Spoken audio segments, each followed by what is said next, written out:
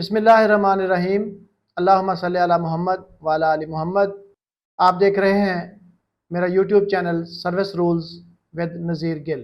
GP fund के सिलसिले की ये तीसरी वीडियो है। पहली दो वीडियोस के अंदर हमने डिस्कस किया था कि जीपी फंड क्या है, इसका अकाउंट नंबर क्या होता है, किस तरह से अलॉट होता है, माहाना कटौती किस हिसाब से होती है, जीपी फंड की मिसिंग कंट्रीब्यूशन क्या होती है, जीपी फंड की कंट्रीब्यूशन की अपडेशन क्या होती है, इंटरेस्ट किस तरह से लगता है, ज़कात की कटौती किस तरह से होती है, एडवांसेस कितनी किस्म के होते हैं, उसमें रिफंडेबल और नॉन रिफंडेबल को हमने डिस्कस कर लिया था। अगर किसी दोस्त ने ये तमाम मालूमात लेनी है तो वो काइंडली इसके जीपी फंड के पार्ट 1 और पार्ट 2 को देख ले। आज हम पार्ट 3 में डिस्कस करेंगे कि जीपी फंड एडवांस का प्रोसीजर क्या होता है और इस सिलसिले में मुलाजिम को किस तरह से उस प्रोसीजर को अडॉप्ट करना होता है। वीडियो के एंड में मैं आपको एक मशवरा भी दे दूंगा अपने हिसाब से, और पिछली वीडियो में एक क्लैरिफिकेशन नहीं बता सका था, वो भी इंशाल्लाह एंड में आपको बता दूंगा, जो मुलाजमीन के लिए बहुत फ़ायदेमंद है। तो आज की वीडियो में हम जीपी फंड एडवांस के प्रोसीजर को डिस्कस करते हैं।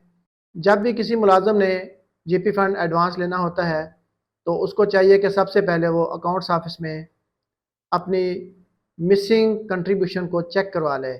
मिसिंग कंट्रीब्यूशन एक टेक्निकल लफ्ज़ है। सादा लफ्ज़ों में मैं आपको ये बताऊंगा कि अगर मुलाजम की कटौती हुई है जीपी फंड के चंदे की और वो जीपी फंड के उसके अकाउंट के अंदर इनकॉर्पोरेट नहीं हुई तो उसको मिसिंग कंट्रीब्यूशन कहा जाता है। मुलाजम को चाहिए कि पहले वो जीपी फंड ब्रांच में फंड सेक्शन के अंदर जाकर अपनी मिसिंग जो है उसको चेक करवाए। अगर कोई उसका पीरियड मिस है तो उसकी अपडेशन करवाए। अपडेशन का तरीकाकार पिछली वीडियोस में मैं बता चुका हूँ, हल्का सा ये बता देता हूँ कि अगर कोई पीरियड कंट्रीब्यूशन का मिस है तो अपने डीडीओ से उसका मिसिंग शेड्यूल बनवा के अकाउंट्स ऑफिस में जीपी फंड की ब्रांच में जमा करवाए। डीलिंग असिस्टेंट उसको जीपी फंड के सैप सिस्टम के अंदर पंच करेगा और उसको अपडेट कर देगा। जब किसी मुलाजम ने जीपी फंड एडवांस लेना होता है तो उसके लिए सबसे पहले उसको चाहिए कि वो अकाउंट्स ऑफिस में अपनी जीपी फंड की मिसिंग कंट्रीब्यूशन को चेक करवा ले। अमूमन जब तक सैप सिस्टम नहीं आया था उस वक्त मैनुअल कटौती होती थी, मैनुअल बिल्स होते थे और अमूमन वो रिकॉर्ड जीपी फंड का अपडेट नहीं हुआ था, लेकिन अब आहिस्ता आहिस्ता हो भी रहा है। अगर किसी मुलाजम का सर्विस का कोई पीरियड जिसके अंदर उसकी जीपी फंड की कटौती अपडेट नहीं हुई तो वो मुतलका डीलिंग असिस्टेंट से वो मालूमात लेगा कि कौन कौन सा पीरियड उसका रहता है, और अमूमन वो सैप सिस्टम के लॉन्च होने के पहले का पीरियड होता है।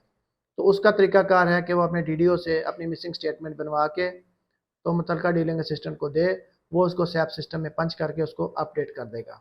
उसके बाद दूसरी चीज़ जो होती है वो ये होती है कि मुलाजम ने ये भी चेक करना होता है कि अगर वो जीपी फंड पर प्रॉपरली अपना हर साल इंटरेस्ट ले रहा है तो वो एक दफ़ा ये भी चेक करवा ले कि उसका किसी साल का जीपी फंड का जो इंटरेस्ट है वो तो ऐसा नहीं है कि रह गया है, क्योंकि वो एक चेक होता है। अगर वो चेक किसी वजह से ना लगे तो जीपी फंड पर उस साल का इंटरेस्ट नहीं लगता।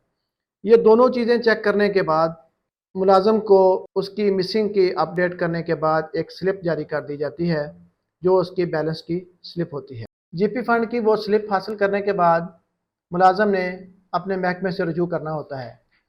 वहाँ पर महकमे की जो रिक्वायरमेंट्स हैं उनको पूरा करके जीपी फंड एडवांस की सेंक्शन हासिल करनी होती है और ये सेंक्शन उसकी कॉम्पिटेंट अथॉरिटी जारी करती है। वो सेंक्शन आर्डर लेकर उसके साथ अपने डीडीओ से अपने शनाख्ती कार्ड की कॉपी को अटेस्ट करवाए, साथ ही जितना उसने एडवांस लेना है उतने एडवांस का बिल बनवा के अपने डीडीओ से साइन करवाए।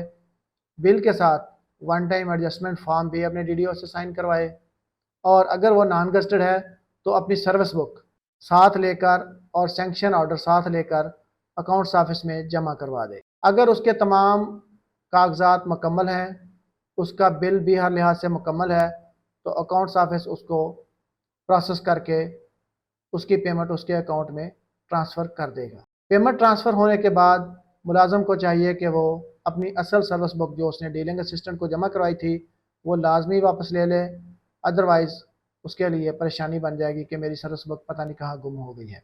पिछली वीडियो के अंदर एक کلیریفیکیشن رہ گئی تھی جو میں نہیں بتا سکا، وہ یہ تھی کہ اگر کوئی سرکاری ملازم ریگولر جاب کر رہا تھا اور اس کے بعد اس نے کچھ عرصے کے لیے کانٹریکٹ لے لیا اور کانٹریکٹ ختم ہونے کے بعد وہ دوبارہ اپنی ریگولر جاب پہ واپس آ گیا، تو جہاں سے اس کا کانٹریکٹ شروع ہوا تھا اس وقت کا جو اس کا جی پی فنڈ کا بیلنس تھا وہ، اور جب اس کا کانٹریکٹ پیریڈ ختم ہو کے ریگولر پہ واپس گیا وہ جتنا بھی عرصہ تھا اس عرصے کا جی پی فنڈ کے بیلنس کے اوپر انٹرسٹ نہیں ملتا تھا۔